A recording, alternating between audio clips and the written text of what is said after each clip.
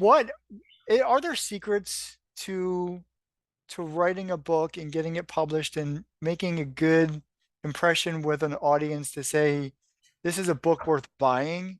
I don't know about secrets, but can I say that there are things you just don't take a shortcut on? All right. Do you think people can't tell? People that don't know nothing about books can tell at a glance if your book was self-published. I call slapdash, meaning, well, I had my mother edit it. Nothing against mothers. I love mothers, but um, and you did your cover on Canva or something. If you want a professional book, you've got to get professionals involved. You don't take a shortcut with your With any of it. cover. Okay. You don't. Okay. Okay. And frankly, we love Canva. Okay. But Canva, what happens is, and actually they do good covers. So why am I giving them attitude? Because if Amazon sees the same cover coming over a couple of times, they could easily do with a Canva sample, right? They won't put it up. You mean They on have to different, get like different serious people about write a that. book but use the same cover, Yeah. that becomes an issue. Yeah. So I do love Canva, FYI. Love. I remember the moment. Oh, that I was See, introduced. there is But romance in your life. It's just yes, not, it's just not in your book. it's with Canva. But you don't do your book, your cover with Canva. You get a professional designer, okay? And editing. Geez, there are ways to take, say, a shortcut with layout, and but not with editing Okay. and not with a cover, because that's a first impression. That's a first impression. If you want a professional book, it is saying who you are. It really is saying who you are.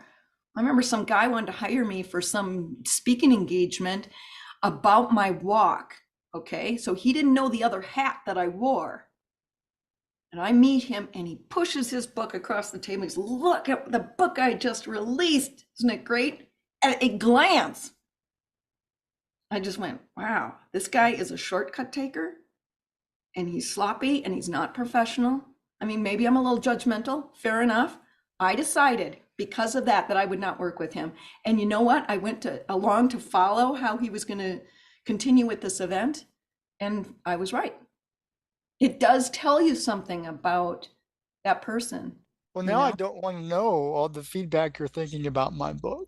I, I don't even want to have that conversation. Well, let me say this, that it's kind of cool these days that anyone can get their content into the world. There's no longer a gatekeeper sitting there telling you, yes, your content is good enough to get out into the world, and your content is not. And so that's kind of cool. And it depends on your goals. If you want to, write a book for the family, boy, as a publishing coach, I will not put you through our A-list cover designer and a developmental edit that could be painful and expensive. I'm not going to do that. So when we put together someone's project, we really want to figure out their goals. All right. What you can't do is, because I've had people ask this, well, can't I just throw it up there right now and then see how it does? And if it's doing okay, then I'll back up and do it right. No, you can't do that. Okay, first of all, you've already made a reputation for yourself. Secondly, you cannot take reviews off Amazon. So that title is going to follow you. Okay, so we did that with one guy. He put a slapdash book up and then eventually came around. He says, okay, I'm ready to do it right this time. We can't use the same title. We got to change the title, You should change the book. unpublish his Yeah. previous book. You know what I mean? Yeah.